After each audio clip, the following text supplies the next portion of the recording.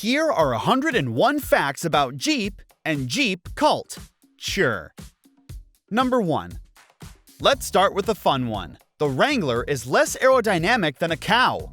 Seriously, it's less aerodynamic than penguins, bricks, fridges, and shopping carts. In fact, the Wrangler is the least aerodynamic car in production today. Number 2. Have you ever wondered what the name Jeep stands for? Well, it's either slang for GP, General Purpose Vehicle, or it's named after Eugene the Jeep from the Popeye comics. The reason why we're still not sure is because Jeep has never confirmed which theory it is, because even they don't know. Number 3. Jeep only exists today thanks to a shady but very strategic move by the US Army. You see, back in 1940, the US Army put out an open contract for a lightweight 4x4 reconnaissance vehicle. Now, the big automakers at the time all passed because the contract had a 49-day deadline, and they all thought it was impossible, except for Bantam, a small automaker from Butler, Pennsylvania, who immediately accepted the contract and hired Carl Probst, a talented engineer, to oversee their project. And somehow, Carl managed to design the Bantam reconnaissance car, BRC for short, in just 5 days, delivering a working prototype 44 days later, meeting the deadline. And by the way, it wasn't some rush job. The Army absolutely loved the BRC, and it was exactly what they wanted. But there was an issue. The Army felt that Bantam was too small to mass-produce the numbers needed. So, they passed the blueprints to Ford and Willys and told them to have a crack at it, squeezing Bantam out of producing their own car. Eventually, Ford and Willys both got the contract, with Willys getting the much larger one. And Bantam? Well, they were told to create the trailers for the Jeeps. Now, legally, the US Army didn't do anything wrong, since they owned the rights for the BRC, because Bantam was a government contractor. But it was still a move, let's be honest. Number 4. The footrest on the Jeep Compass has a hidden message in Morse code, which says rocks, rivers, snow, sand, which would be really cool if it wasn't on the compass. Number 5. Currently, there's a weird and confusing trend going on, where Jeep owners leave rubber ducks on other Jeeps as a compliment. Seriously, this trend is called ducking, and it started in Ontario, Canada in 2020 by a woman called Allison Parliament.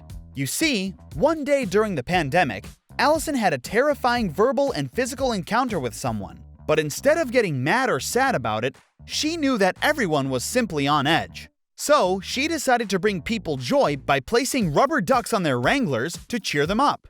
Why the Wrangler? Well, because she owned one herself. Anyways, years later, the ducking trend exploded to the point where some dealers would give out ducks with every new car they sell. And it became a silly, fun, and harmless trend where everyone was happy to be included. Thank you for being so kind, Allison. The world needs more people like you. Number 6. Jeep is the most Instagrammed car brand of all time, with hashtag Jeep being posted 22 million times in 2025 alone. Number 7.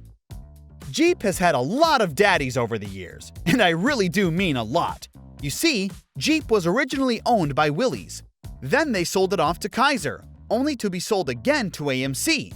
Now, AMC kept Jeep for a long time, and they weren't planning to sell it, which was a problem, because Chrysler really wanted Jeep. So, they ended up just buying AMC only to get Jeep.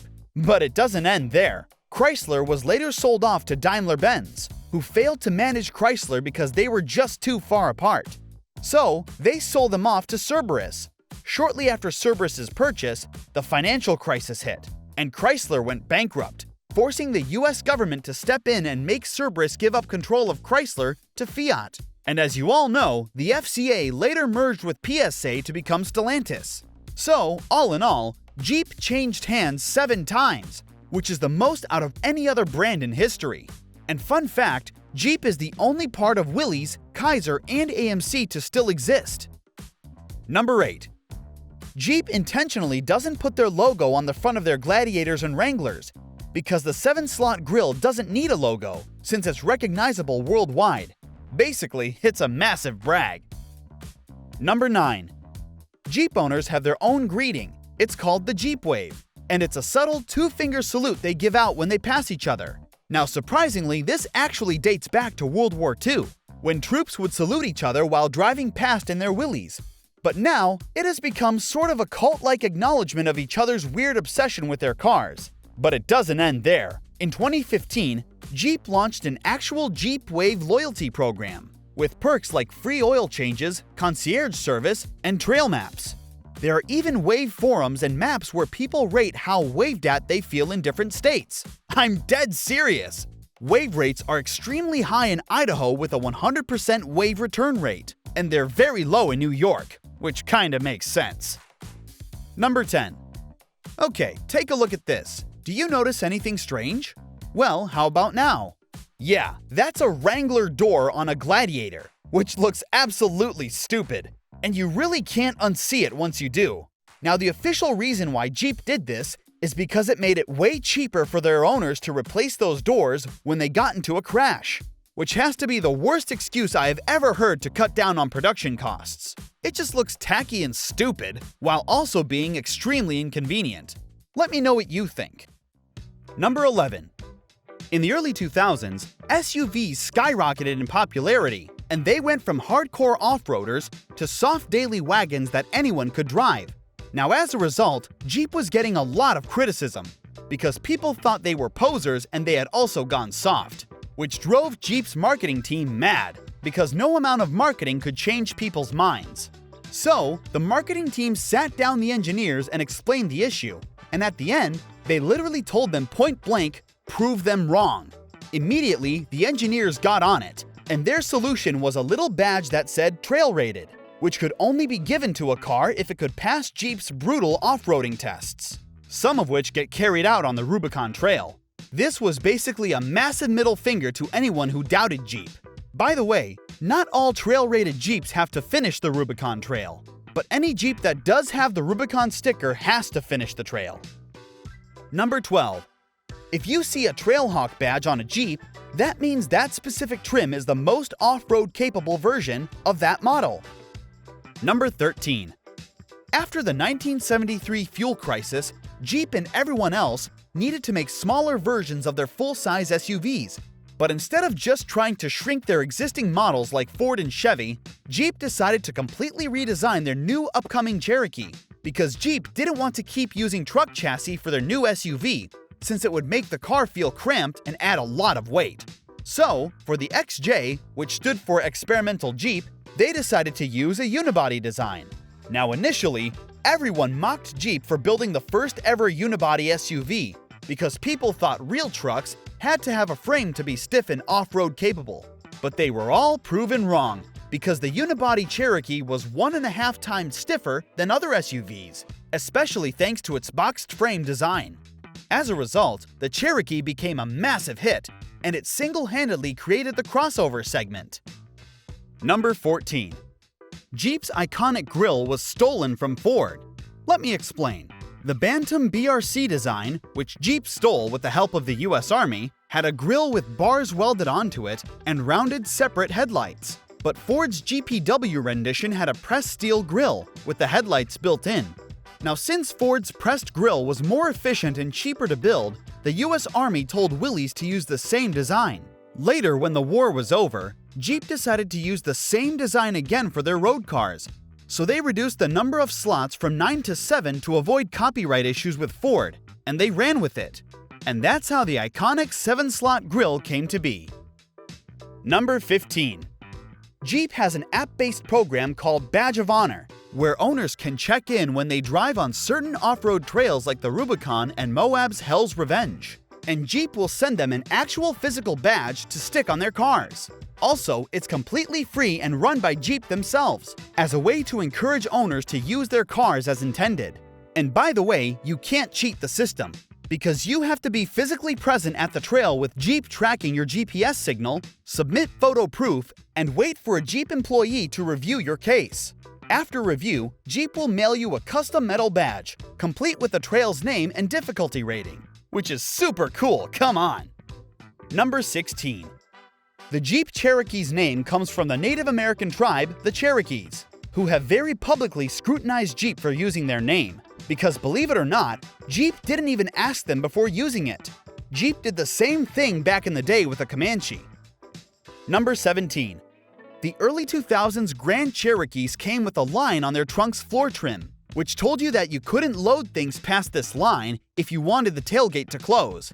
Now this makes me mad because it's super useful, and I don't understand why new cars don't have it, especially since most SUVs come with power liftgates. Number 18. Back in 2002, the engineers at Jeep started asking themselves, could we drive a TJ across the ruthless 22-mile axle-breaking Rubicon trail? Which is a great question to be fair, but they couldn't build a car and waste a lot of money just because they had a drunk thought.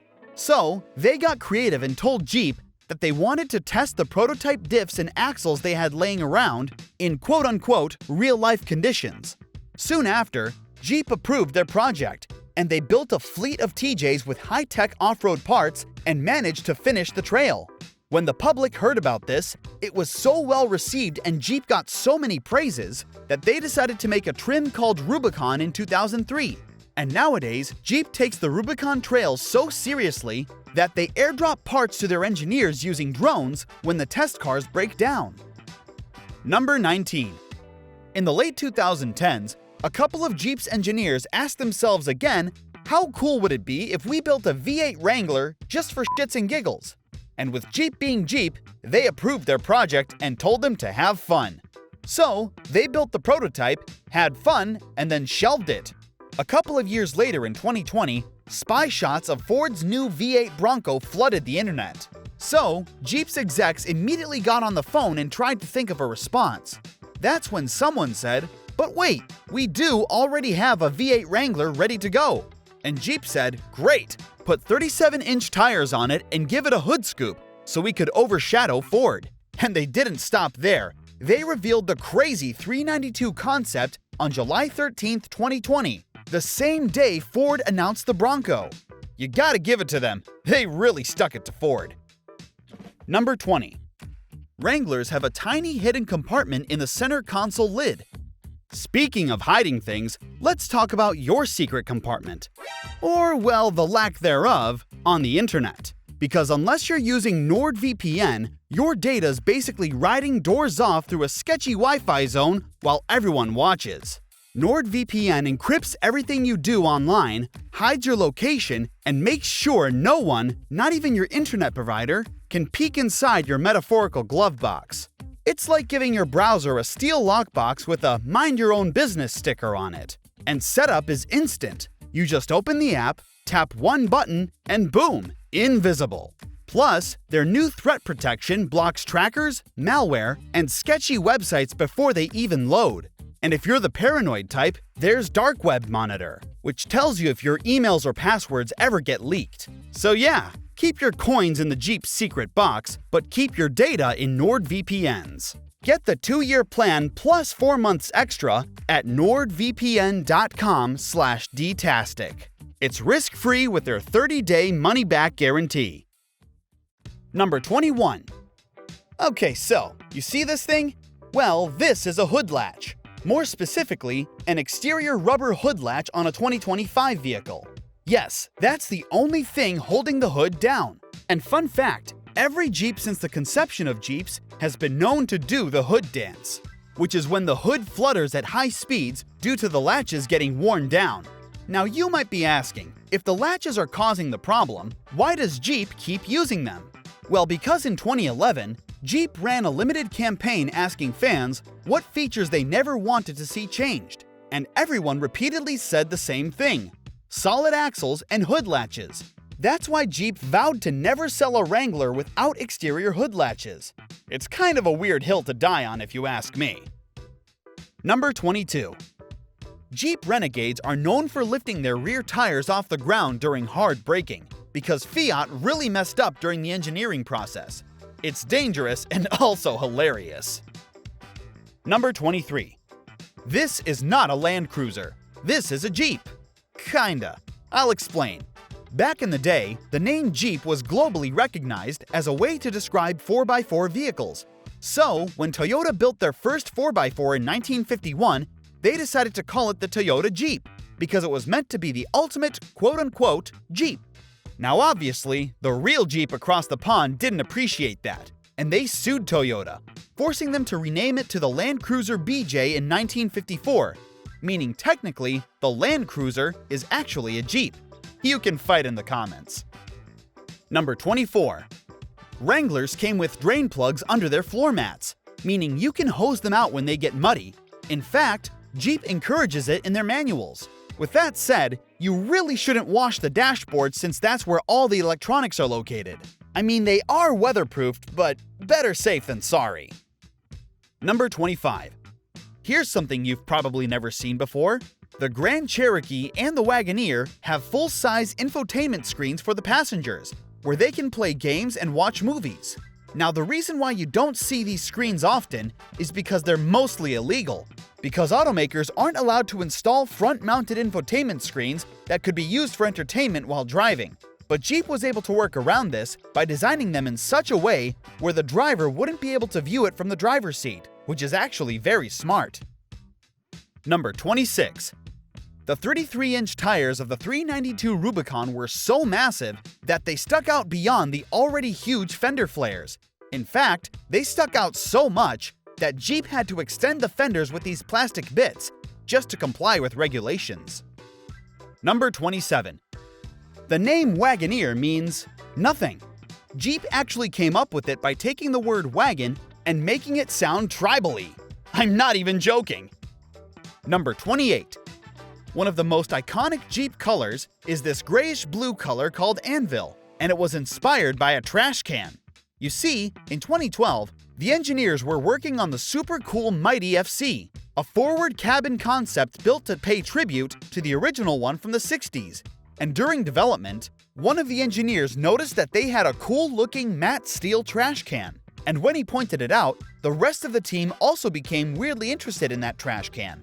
So naturally, they decided to pick it up and take it to the R&D department so they could replicate it. Now, even though the Mighty FC was never meant to go into production, its paint job was so positively received that Jeep made it an official color option. Number 29. Jeep regularly has paintball-themed cues and Easter eggs in their concept cars and special events. Why? Because Jeep's designers were sick and tired of hearing about the engineers' bowling nights. So out of spite, their paintball-loving design team started putting paintball splatter on anything they got their hands on. Because as one designer put it, paintball is cooler than bowling. It must be so fun to work at Jeep.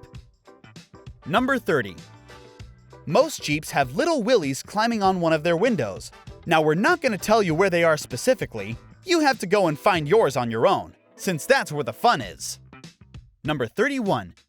Here's something you all pretty much have wrong. It's not Willys, it's Willys. That's how its founder, John North Willys, pronounced it. But of course, we're going to keep pronouncing it wrong, since y'all are so cute when you're mad. Number 32. Now this fact is for your pretentious off-roading buddies. Land Rover wouldn't exist without Jeep.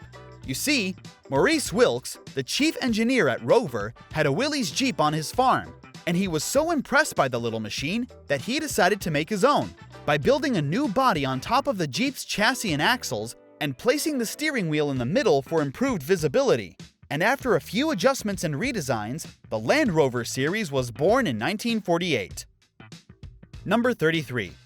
In the early 2000s, it didn't matter how much you paid for your Grand Cherokee, because even if you got the top-of-the-line model, you still had blank buttons in your key fob like a peasant. And why did Jeep design a key they couldn't fill? They actually didn't. You see, at that time, Chrysler really needed to cut down on costs. So when Jeep asked for money to design a new key, Chrysler just told them to use the one on the Town & Country, which was a problem, because the Town & Country had two power-operated side doors that were controlled using the key fob, meaning no matter what Jeep did, they were left with two blank buttons on their top-of-the-line flagship luxury SUV. Number 34. A couple of months ago, Jeep paid Harrison Ford a crap ton of money to make a Super Bowl ad, and at the end of the ad, Harrison says, "This Jeep makes me happy, even though my name is Ford." And I know with 100% certainty that they only chose Harrison Ford to make that joke. Number 35. The Cherokee's sun visors had lights that you could dim manually, which is very cool. What isn't is the fact that they could have spent that money on putting in rear headrests, which were proven, even at that time, to be very effective in protecting your neck from breaking in an accident. But hey, at least you could fix yourself up without being blinded at night. Number 36. Now, as you might have noticed, Jeep loves Easter eggs, and that's all because of this man, Michael Santoro, one of the designers of the Wrangler in 1997. And during his time at Jeep, he decided to sneak the 7-slot grille into the cowl of the TJ to see if anyone would notice. But no one did, and the car went into production. Later, when Jeep found out about it, they commended Santoro and told their designers to put in as many Easter eggs as they could. And that's how Jeep's obsession with Easter eggs started. Number 37. When Jeep finished building the all-new Grand Cherokee ZJ, Chrysler's then CEO, Bob Lutz, fell in love with the new full-size SUV. In fact, he was so proud of it that he insisted on driving it himself for its debut in the 1992 North American Auto Show, where he drove up the steps and through a glass wall because he wanted to, and I quote, showcase Jeep's breakthrough into the full-size SUV market. By the way, this is still considered as the single coolest debut of any car ever. It also helped the ZJ to be a smashing success. I'm very proud of myself.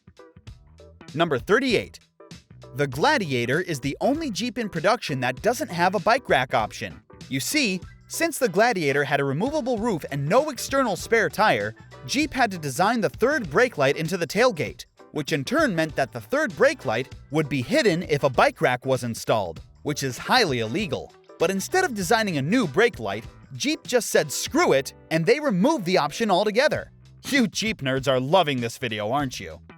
Number 39. Jeep is still Jeepy today because their engineers refused to let Mercedes water it down. You see, in the early 2000s, Mercedes executives wanted Jeep to focus on building soft rotors that were more capable on pavement than on rocks, because the Germans didn't understand why someone would pay 40 grand for an SUV that was noisy and loved to roll over, which was a problem, because Jeep's engineers took pride in their work, and they wanted to keep building ridiculous off-roaders.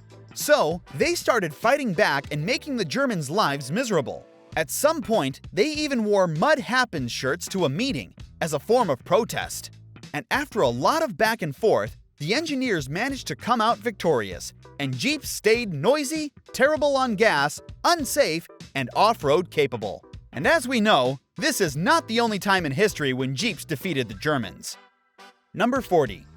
The Wrangler 392 has a smart hood scoop called HydroGuide, and it can separate water from air when you're driving across a pond, as you usually do in your Jeep, without limiting the air supply to the engine. And let's be honest, that makes it smarter than some of your friends. Also, when asked why it was built, a Jeep engineer said, "We didn't want you to have to choose between power and water, you should have both." And he couldn't be more right. Number 41. For a while in the 90s, Jeeps were famous for delivering pizzas. I'll explain. In 1965, Jeep made a deal with the US Postal Service to build their delivery trucks. And after some deliberations with US, they came up with this thing, the DJ5 Dispatcher, which as you might have noticed is right-hand drive, so you could put mail in the mailbox without getting out. It also had sliding doors to make it easier to transport large boxes, while also not worrying about the fact you left the door open, since it didn't swing out onto the sidewalk. The DJ5 Dispatcher was fantastic, and USPS loved it so much that it was used for close to 20 years. But later when they got old, the US government had to replace them, and they started showing up in auction lots for dirt cheap. And by dirt cheap, I mean like $500 cheap. That's when pizza stores like Domino's and Papa John's started buying them up, because not only were they cheap to buy, they were cheap to maintain, and perfect for delivering large pizzas with their sliding doors. In fact, delivery drivers at that time adored the little pizza mobiles, because they didn't have to get out on the road or worry about their doors being snapped off. But later by the mid-2000s, most of them were scrapped, when cheap economical cars came on the scene. Number 42. Jeep installed a charging station on the Rubicon Trail in 2021 because their first ever hybrid, the 4xe, was trail rated and received the Rubicon sticker. Come on, that's a pretty cool flex. Number 43. The Trackhawk doesn't have any fog lights because Jeep needed all the airflow they could get to keep the engine's temperature down. Number 44. Now here's something dystopian and completely unacceptable. Jeeps display full-screen ads every time you stop. Seriously, Jeep owners are constantly complaining about getting ads for extended warranties and services every time they stop in traffic or get in the car. And it's been happening since 2023. For now, these ads are only for Jeep services, but Stellantis has said that they will expand in the future, meaning companies will probably start paying Jeep to advertise their products. Yes, the car you paid tens of thousands of dollars for gives you pop-up ads. The more I talk about it, the worse it seems. Number 45. The taillights of the Renegade have X's in them, as a nod to World War II jerry cans. And since the Renegade was made by Fiat, the Italian designers thought it would be funny to put a spider near the fuel filler neck that said, "Ciao, baby! I love the silliness!" Number 46. After stealing the design from Bantam and the Grille from Ford, Jeep had a really hard time convincing the government to give them the contract for their war vehicles. So, as a desperate last hurrah, they had one of their drivers climb the stairs of the US Capitol building. No permits, no go-aheads, they just did it. And it worked! The Willys made headlines worldwide, and it really impressed the military officials. And that's how they managed to get the contract. Number 47. The first Jeep to get the trail-rated badge was the unfairly hated 2004 Liberty. Number 48. The YJ Wrangler's rear door didn't have a stop built in because Jeep designed it in such a way that the only thing stopping the tailgate from swinging all the way and hitting the fender is the taillight. So, if you have a YJ, get a taillight guard. Number 49. When Jeep and Renault joined forces during the Cold War, the CIA started actually spying on Jeep and Renault because they thought Renault was using Jeep to spy on them. And this spy ring over Jeep didn't stop until they were bought out by Chrysler after Renault's CEO was murdered. Number 50. Now let's be honest, we all at some points have disliked Jeep people for how Jeepy their personalities are. But we have to be fair, in every disaster, flood, and earthquake, Jeep owners are the first to volunteer. And I'm not talking about a few isolated incidents. Jeep owners genuinely love to help whenever they can, and we commend them for it. Good luck and be safe, guys. Number 51. The American car with the highest resale value is the Jeep Wrangler, specifically the 4-door Wrangler Unlimited. Number 52. You can put the Gladiator's wheels on the Wrangler, but you can't put the Wrangler's wheels on the Gladiator, no matter how identical they look, because the Gladiator's wheels are actually stronger, since it can tow around 7,500 pounds, twice what the Wrangler can tow. So please, if you own a Gladiator, be careful, you don't want to learn the hard way. Number 53. Jeep put rubber sleeves on their seatbelt buckles so they wouldn't rattle on bumpy trails. This is a detail they noticed only because their engineers are die-hard off-roaders. Number 54. The Willys Jeeps came with blackout lights that allowed your convoy in front of you and behind you to see where you were, but they were so incredibly dim that you could only see them if you were very close. Now, of course, these tiny lights didn't help you see the road.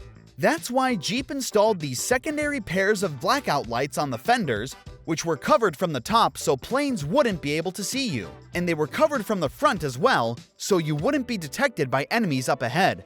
Honestly, this was pretty impressive considering it was built in the 40s. Number 55. The Grand Wagoneer has a tiny little wide-angle mirror so you can always see what your passengers are doing. Number 56. The 6.4-liter, 470-horsepower, 5,400-pound Rubicon 392 has the same 0 to 60 time as the Mustang GT, but its top speed is lower than the Corolla's. And the reason is as ridiculous as the truck itself.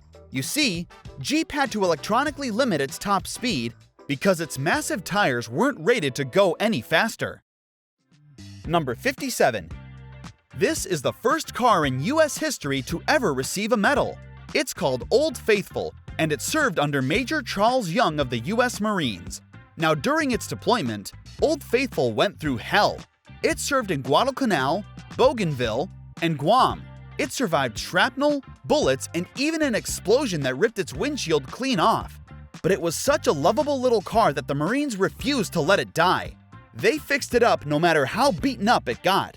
Later, when World War II ended, Old Faithful was awarded both a Purple Heart and a Bronze Star.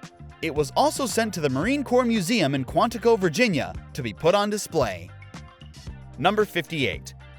If it wasn't for this tire repair kit, Jeep wouldn't have been able to make the SRT-8 Grand Cherokee. Let me explain. Jeep decided to give the SRT-8 these cool center exhausts, but the exhaust was so big that they had to remove the spare tire altogether to make it fit. Which wasn't really a problem for Jeep because just look at it. It's so badass. Anyways, after building the car, they ran into an issue. You can't legally sell a car without a spare tire. But they weren't going to give up on it so easily. So after some brainstorming, they figured out that they could go without a spare if the driver had ample tools to fix a tire. So they put in a repair kit and were legally able to sell them. By the way, this is how it sounds.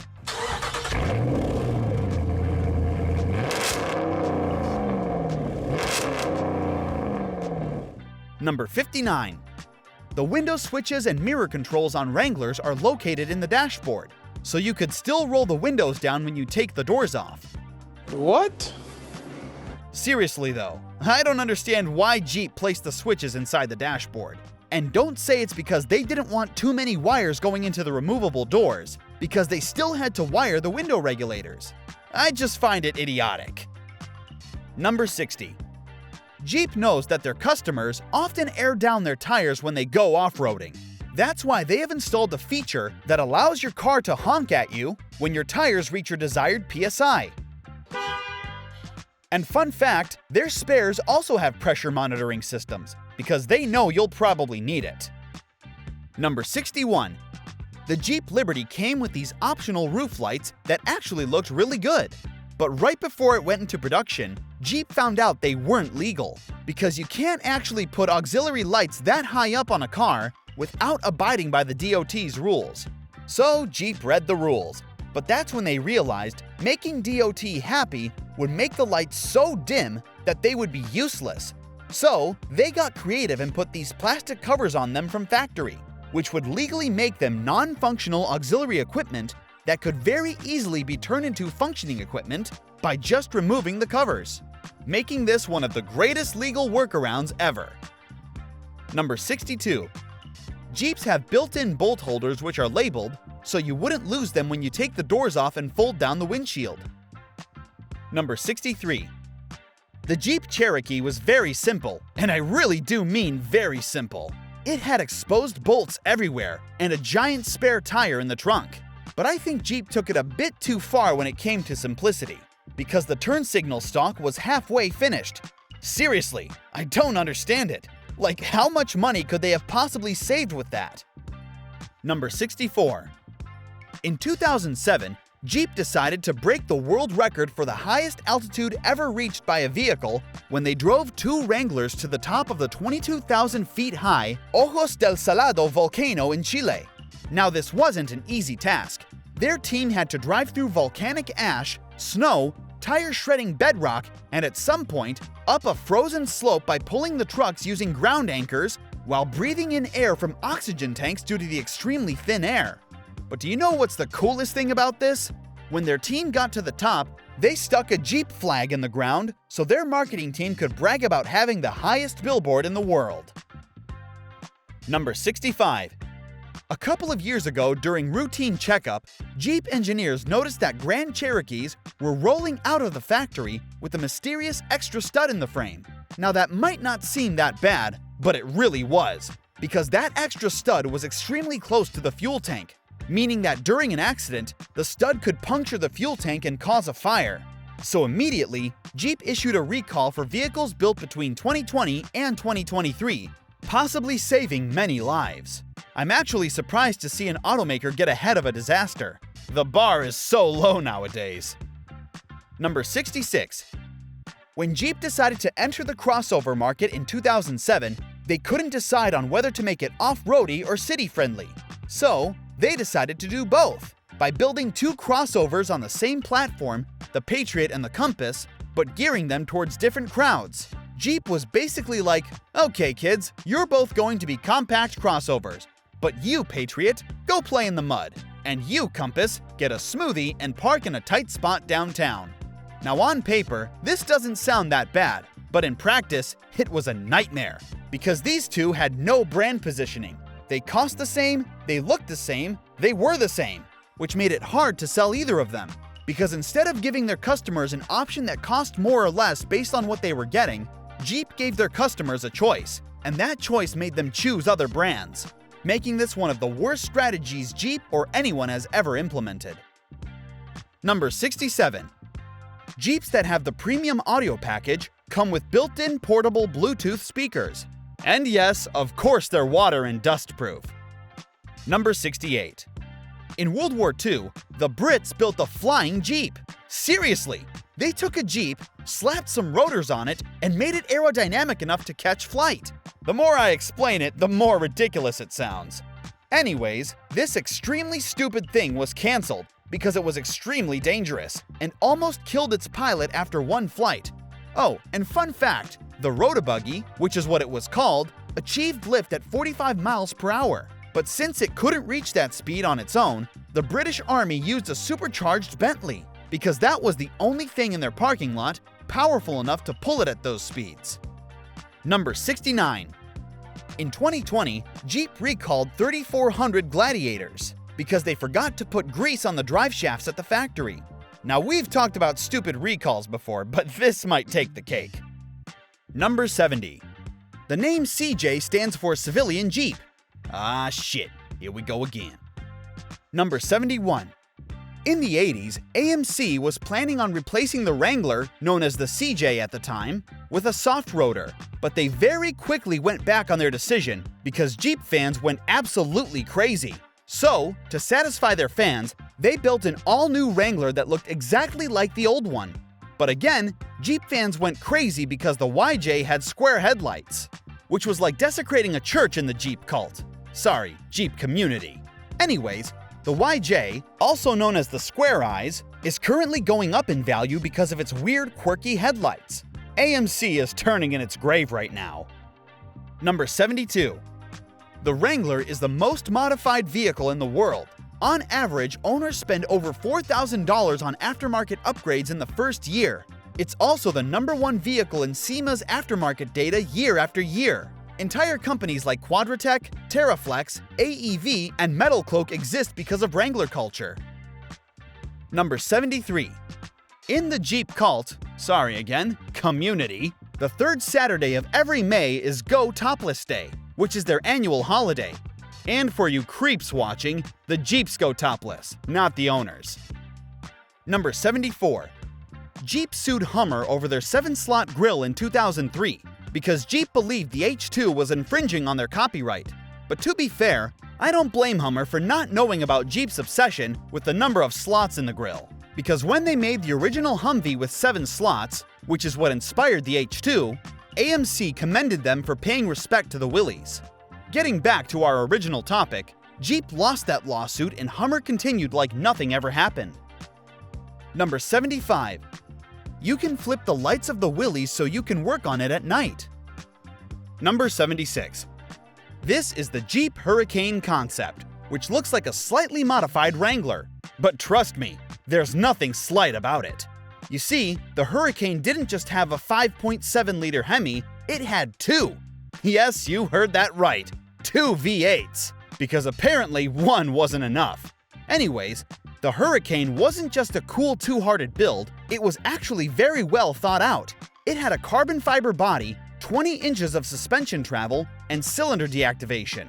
It could run on 4, 8, 12, or 16 cylinders depending on the load. But we're not done there. It also had 4-wheel steering that allowed it to both crab walk and spin in its own place like it was an Inception. Now obviously it didn't make it into production. Jeep built it because they wanted everyone to know they could. Number 77. In 2025, Jeep decided to make power locks and windows standard. And yes, that means as recently as last year, Jeep sold cars with manual locks and crank windows. Number 78. Jeep sells off-road baby strollers and beach towels as well. Number 79.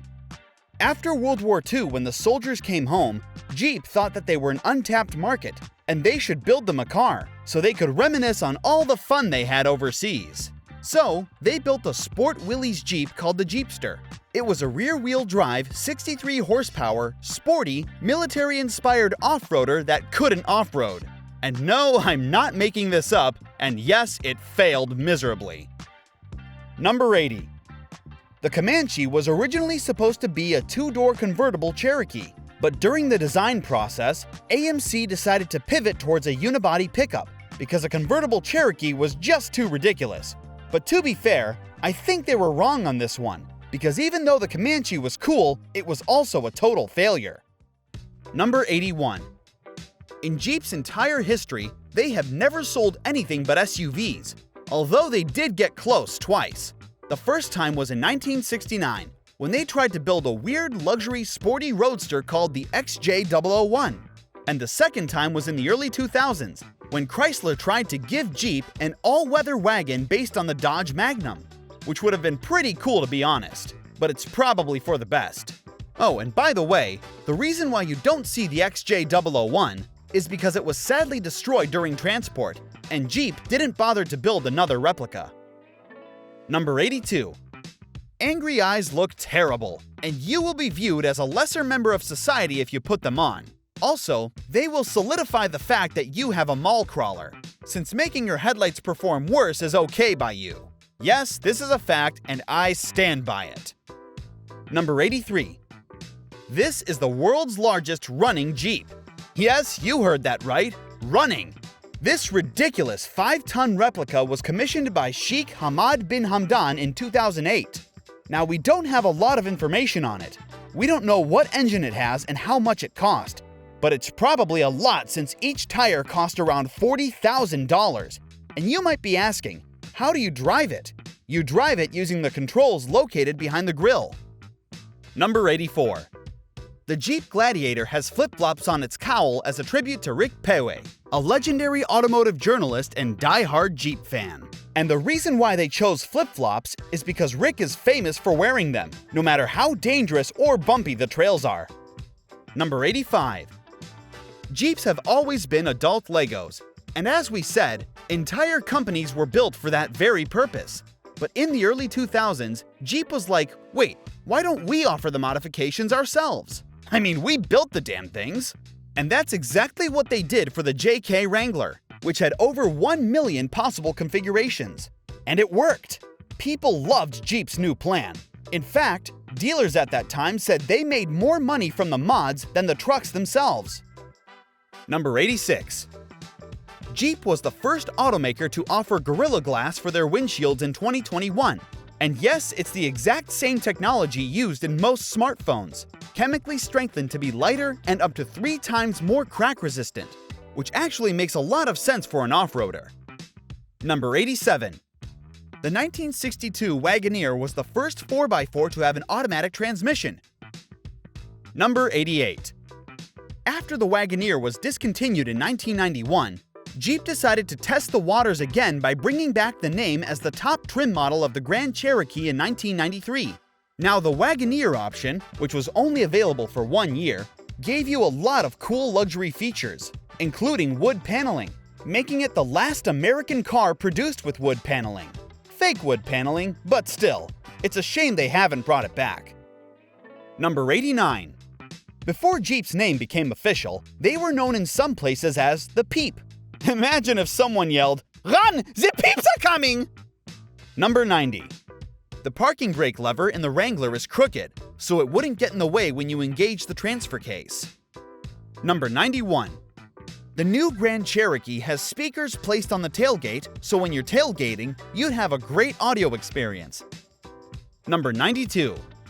Now, as you might have noticed, Jeep is very proud of their brand and nameplate. But when they relaunched the Wagoneer name in 2022, for some reason, they decided that name should stand alone. That's why the Wagoneer has only 2 Jeep logos across the entire car, and they're located under the side view mirrors where no one could see them. Number 93. The US Army built Jeeps that could drive underwater using tall snorkels. Number 94. The Gladiator is the only convertible pickup truck currently in production. Number 95. The XJ was the first American-designed vehicle built in China, thanks to a 1984 partnership between AMC and Beijing, and many believe that this partnership kick-started the Chinese global auto industry. Number 96. The US Army used to airdrop Willys in a crate, and the soldiers had to assemble them on the spot. But since the cars were ridiculously simple, assembling them only took 4 minutes. Number 97. When Jeep's prototypes kept on getting leaked, the FCA decided to build underground tunnels for testing and transportation, because allegedly, some of Jeep's prototypes are top-secret military projects. Number 98. The Gladiator has 419 stamped on its bed followed by a heart. What does 419 mean? Well, it's the area code for Toledo, Ohio, which is where the Wrangler and Gladiator are built. Number 99. Jeep's doors have special cutouts under their door handles, so you can lift them up easily when you're taking them off. Number 100. Jeep recently patented a grille guard that can fold down to become a bench, meaning pretty soon you will be able to both tailgate and frontgate in your Jeep. Number 101. This is the Jeep Commander. It's boxy, it has a V8, and a third row that's higher than the rest, so the kids could see the road and stop asking, "Are we there yet?" And the only reason I'm talking about it is because the Commander has a small but very judgy and loud fan base, and they would hunt me down if it wasn't in this video. Thank you for watching, and don't forget to subscribe for more.